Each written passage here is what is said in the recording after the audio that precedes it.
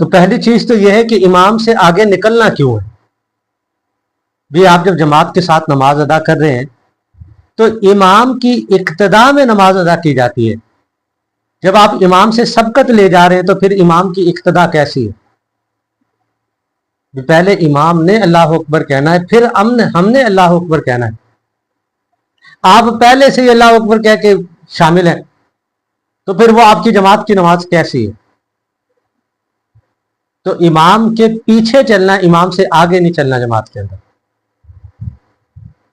اگر کوئی شخص امام سے سبقت لے جاتا ہے کسی بھی رکن کے اندر، مثال کے طور پہ امام نے ابھی جو ہے نا وہ رکوع سے سر نہیں اٹھایا ہے، آپ پہلے رکوع سے سر اٹھا لیتے ہیں،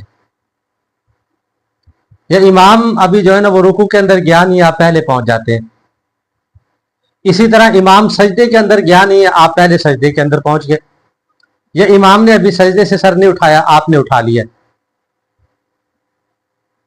تو اللہ کے نبی صلی اللہ علیہ وسلم، یہ مکروہ تحریمی ہے امام سے آگے نکلنا. فقہائے کرام نے اس کو مکروہ تحریمی لکھا ہے.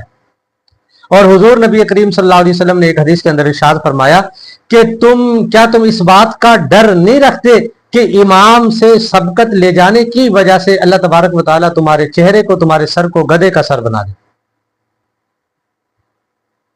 امام کے ماتحت چلیں، امام کے پیچھے چلیں، امام سے آگے نہ نکلے، کسی بھی صورت امام سے جو ہے نا وہ آگے نہ نکلے. میں نے پہلے عرض کر دیا فقہائے کرام نے مکروہ تحریمی لکھا، اس کو حرام کے قریب قریب ہے امام سے سبقت لے جانا، امام سے آگے بڑھ جانا. لیکن اگر کوئی شخص امام سے آگے بڑھ جاتا ہے کسی بھی رکن کے اندر، مثال کے طور پہ امام نے ابھی اللہ اکبر کہا نہیں ہے رکوع میں جانے کے لیے، آپ پہلے رکوع میں پہنچ گئے، امام صاحب پہنچے نہیں ابھی. اسی طرح امام صاحب نے ابھی جو ہے نا وہ رکوع سے سر اٹھایا نہیں، آپ پہلے کھڑے ہو گئے.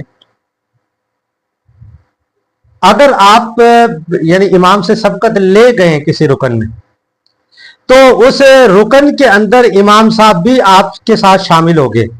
اب تو صاحب آپ آگے نکل چکے نا، امام صاحب بھی پیچھے شامل ہو گئے اسی رکن کے اندر، تب تو آپ کی نماز ادا ہو جائے گی. لیکن میں نے پہلے عرض کر دیا کہ یہ مکروہ تحریمی ہے، حرام کے قریب قریب ہے. لیکن ابھی امام جو ہے مثال کے طور پہ آپ نے رکوع سے سر اٹھایا تھا، قیام کی حالت میں تھے، آپ کھڑے ہوئے تھے کہ امام صاحب ابھی رکوع سے اٹھے نہیں ہے، قیام میں پہنچے نہیں ہے، آپ پہلے سے سجدے میں چلے گئے، پھر آپ کی نماز نہیں ہوگی. ہاں امام اگر آپ کو اسی رکن کے اندر آگے پا لیتا ہے تو پھر آپ کی نماز درست ہو جائے گی. لیکن میں نے پہلے عرض کر دیا کہ مکروہ تحریمی ہے، حرام کے قریب قریب ہے، اس لیے کوشش یہ ہو کہ امام سے سبقت نہ لے جائے. لیکن بے دھیانی میں بعض اوقات ایسا بھی ہوتا ہے کہ انسان کسی نئی جگہ پہ نماز پڑھ رہا ہے، وہاں پہ جو ہے نا وہ وہاں کا مستقل نمازی نہیں ہے، یا امام آپ کی طرف کوئی ایسا شخص آ چکا ہے جو امامت کر رہا ہے، جو یعنی آپ کے محلے کا، آپ کے علاقے کا نہیں ہے. اس کی عادت ایسی ہو کہ وہ اللہ اکبر ذرا لمبا کر کے کہتا ہو، آپ اس سے پہلے کہہ لیتے ہو. یا کوئی بوڑھا ضعیف ہے، وہ ذرا سلو آہستہ رکن کو جو ہے نا وہ ادا کرے گا، آپ پہلے کر لیتے ہیں. ایک غلطی سے ہو جائے، بے دھیانی میں ہو جائے، وہ تو ایک الگ چیز ہے، لیکن جان بوجھ کر ایسا کرنا یہ کسی صورت مناسب نہیں ہے. اس سے ہر صورت احتراز کرنا چاہیے، اس سے بچنا چاہیے، ورنہ اگر ہم نہیں بچیں گے تو ہماری نماز کے ثواب میں بھی فرق آئے گا، اور پھر اگر خدا نہ خواستہ امام صاحب اس رکن کے اندر آ کے ہمارے ساتھ نہیں ملے تو ہماری نماز بھی غارت جائے گی.